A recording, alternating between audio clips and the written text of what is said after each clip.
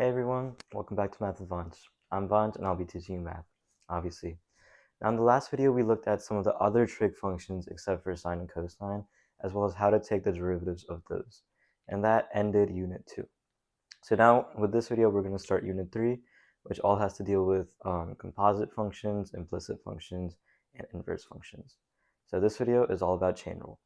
So if you're ready, I am too. Let's get started. Okay, so chain rule is used when we have a composite function and we want to take the derivative of that. So first of all, let's kind of refresh our memory on what a composite function actually is. So the simplest definition of a composite function is basically just a function inside a function.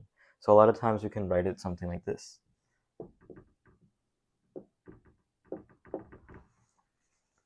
So this is a composite function. Basically, we have a function, the inside function, we'll call this. So the inside function as the input of the outer function. So this is going to be the outer function. So in this case, f of x is our outer function and g of x is our inside function. So this is basically what a composite function is. You go more in depth into this in pre-calc, but for now this is all I'm going to kind of go over. Just remember it's a function inside a function. So what if we wanted to take the derivative of something like this? Well, in that case, first let's write it out. So we have the derivative of f of g of x. So just like product rule and quotient rule, we have a formula for this. And you don't need to know why or how to derive the formula. All you need to know is how to apply this formula. So the formula is right here.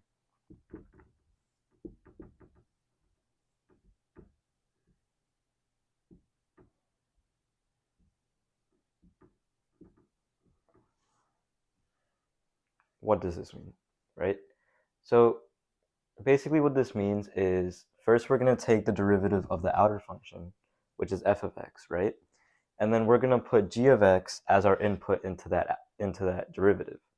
And we're going to multiply that by the derivative of g of x, or the inner function. So again, we have the derivative of f of x with g of x inside it. And then we have the derivative of the inside function, multiplying that. So this is the formula for chain rule. And I know it looks kind of complicated, but it'll make a lot more sense once we get into some examples and actually once you see how it works. So let's get into some examples. I'm going to write this formula up here in the corner just so you guys can see it. So f prime of g of x times g prime of x.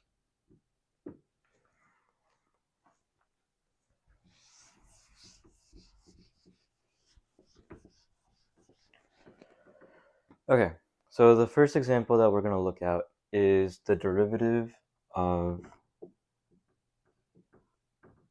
cosine cubed x, right? So obviously we know that this notation is just the same thing as the derivative of cosine x and then cubed, right? So in this case, what would our outer function be? So we'll denote our outer function as f of x. So f of x equals, and the outer function would be this 3 right here, right? Something to the third power. So in this case, the outer function would be x cubed. So x cubed. And then our inner function is usually pretty easy to spot, right? It's just whatever's going to be in the parentheses right there, or inside. So we'll denote that as g of x for our inner function. And that is going to be cosine of x right here. Okay? So now let's apply this formula. So we know that f prime of x, so f prime of x, obviously just the derivative of x cubed, that's just going to be 3x squared, right? So we have f prime of x is going to be 3x squared, but then we also want to put, instead of x, we're going to put our g of x, not x, right? Because it's not f prime of x, it's f prime of g of x. So instead of x, we're going to input our g of x right here, which is cosine of x. So the first part of this would be 3 times cosine x squared.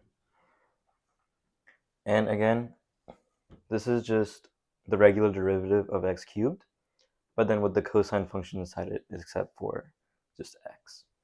And that's because the g of x is going to be our input right here. It's another composite function, basically. And then we're just going to multiply that by the derivative of our g of x, and obviously we know that the derivative of cosine x is just going to be negative sine of x. So we're just going to multiply this by negative sine of x. And then after some rearranging, we can get our final answer of negative 3 cosine squared x sine x.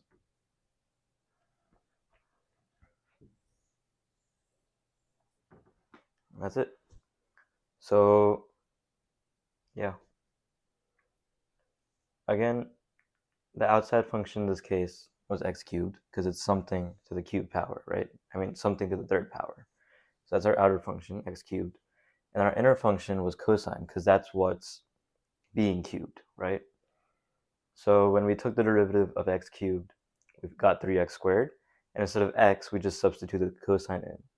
So that's how we got the 3 times cosine x squared. And then we multiplied that by the derivative of the inner function, which was cosine x.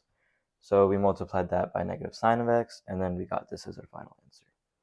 So let's do some more.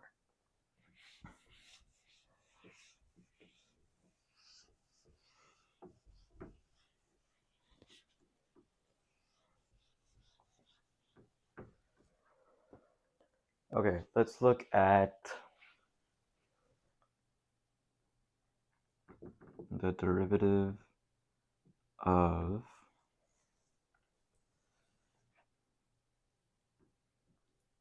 x squared plus 3x plus 1 squared. Okay, so in this case, what's our outer function going to be? Well, we see we have something squared, so that indicates that our outer function is going to be x squared. So we got f of x equals x squared. And again, our inner function is just going to be whatever's in the parentheses or whatever's being squared. So in this case, it's going to be x squared plus 3x plus 1. So that's going to be our inner function.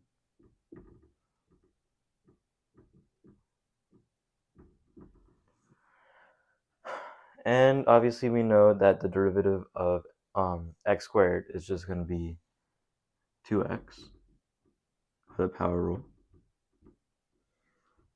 And we know that the derivative of g of x is going to be 2x plus 3, also by the power rule, right?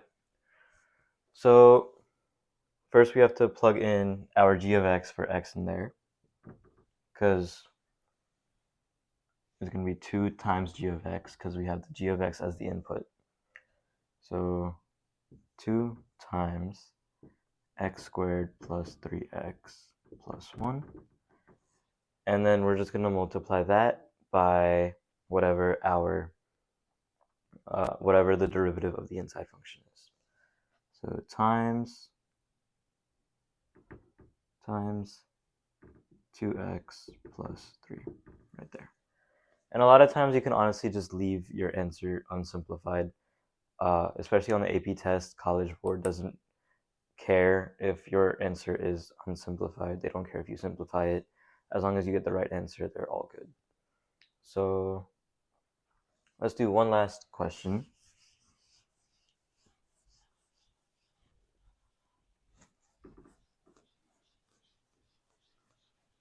And we're going to do this without the formula on the board this time.